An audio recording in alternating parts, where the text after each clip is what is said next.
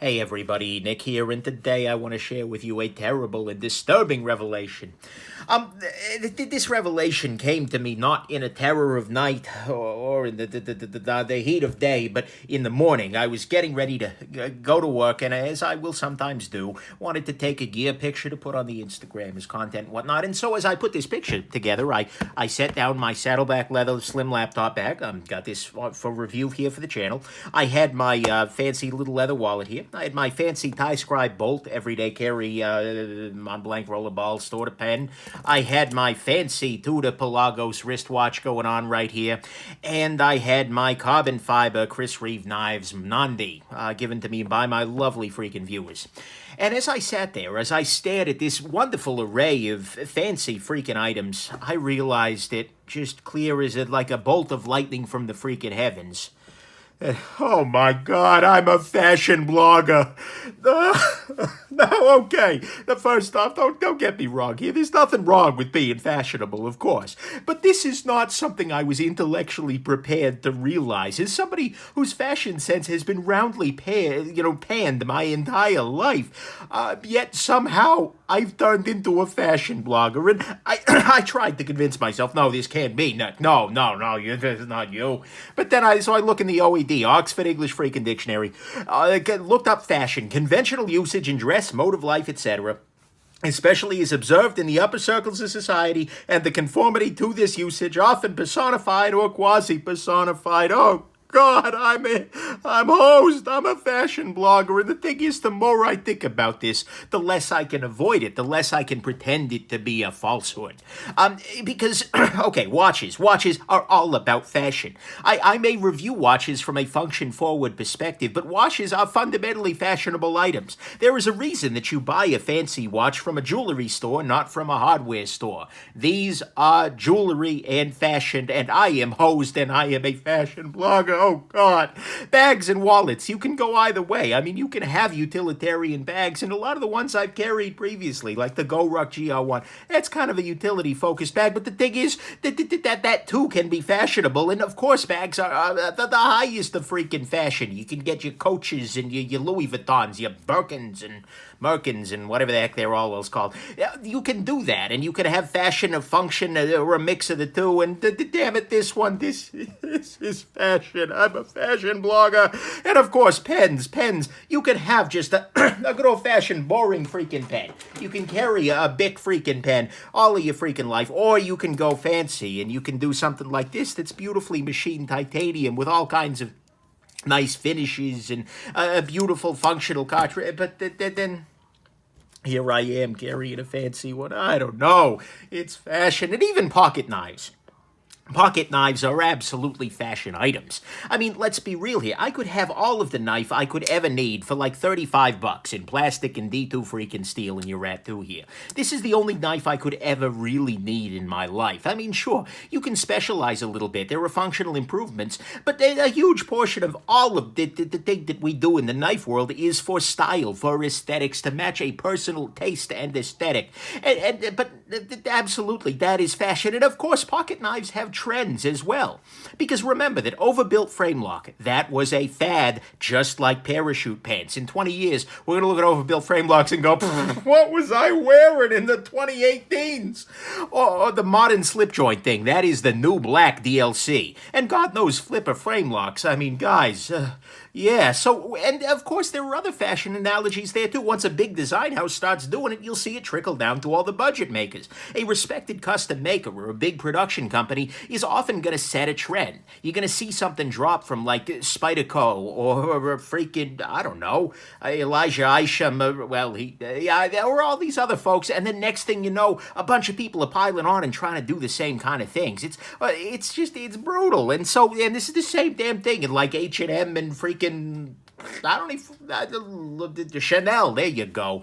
That's a fashion brand. And of course, a huge amount of the EDC stuff that's not just knives and pens and watches and such. It's entirely haute EDC freaking couture. Because you get your snail-shaped bottle openers, your brass knuckles, your fancy-ass lanyard beads, and myriad of fancy pry bars.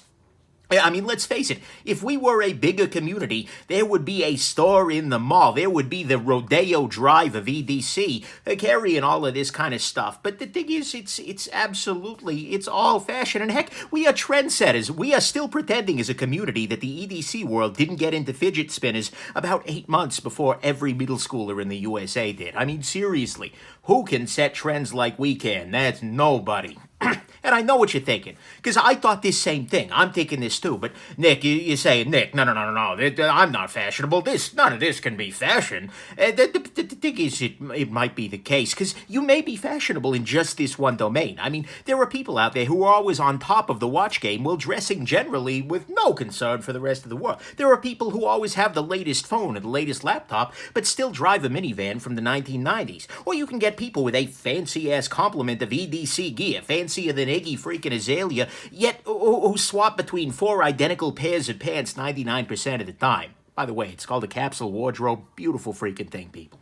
But anyways, just because you're not, you can be fashionable in one domain and not the rest of it. And of course, remember, you don't have to be on Papa GQ's list of best dressed men to be a fashion plate in your own subculture. Every culture has a look, has an identity, has a style, punk, goth, preppy, all of those things. They're cultures and they got a fashion with them. And the EDC community has a fashion sense and has high fashion brands.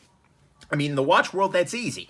You got your Rolexes, your Pateks, your Montblancs, your things like that. In the knife world, I think Chris Reeve has got to be the Louis Vuitton of the knife world. It's really expensive, relatively basic, quite good, but oh my God. And then, in pens, you got Montblanc. You get all of these people. They're fashion brands. And again, like I said, we could have a Rodeo Drive of the everyday carry community. And there is an EDC fashion, absolutely 100%.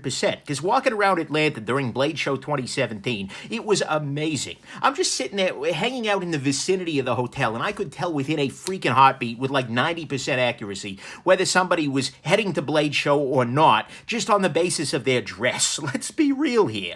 I mean, it's like, oh yeah, you're here for Blade Show. Lots of pockets, black t-shirt, regulation facial hair, not a military uniform, but a military sensibility, and oh my God, the paracord, like bam, you're heading to Blade. It's a thing. And even within EDC, there is subcultures and fashion groups. Let's be real here. Tactical and sheepdog, that's a fashion style just as distinct as goth, bohemian, or preppy. And 511 Tactical, Triple Art Design are just the Banana Republic of Lululemon for your high-speed, low-drag types. Just, the pants are a little baggier with the random lumps that everybody hopes nobody notices. But anyways, I digress. That is just, it is a thing.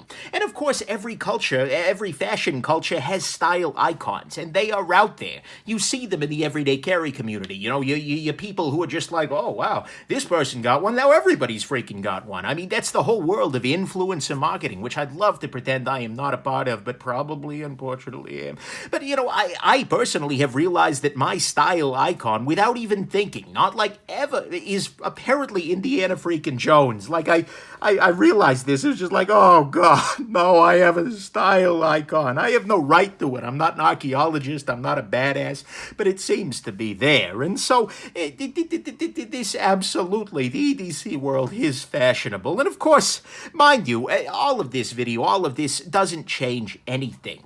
I mean, let's be real here. My acknowledging I'm a fashion blogger doesn't mean GQ is going to be beating down my door anytime soon. Maybe unless they need a hand model. But the thing is, that's okay. Within this subculture, it's a thing. And let's also be real here, that something being fashionable does not affect its functional utility. Although occasionally fashion and function will be at odds, and that will always anger me a little bit, you can have a fashion that's derived entirely from function. And of course, even my realization that, damn it, I'm a fashion blogger, my reviewing will remain about my passion for great gear that is both functional, masterful, and beautiful. And ultimately, let's be real, there's nothing wrong with being fashionable or developing your own personal style. It is a part of human culture and society. But still, oh God, I'm a fashion blogger. It's okay. But oh God, it's true. So anyways, I felt the need to share this. I hope this has been interesting to you. And I'm heading down to Fashion Valley Mall tomorrow See if I can finally convince Blade HQ to move in or something. I don't know. But anyways, I hope this has been interesting, and have yourselves just an absolutely wonderful and fashionable rest of your day. Bye now.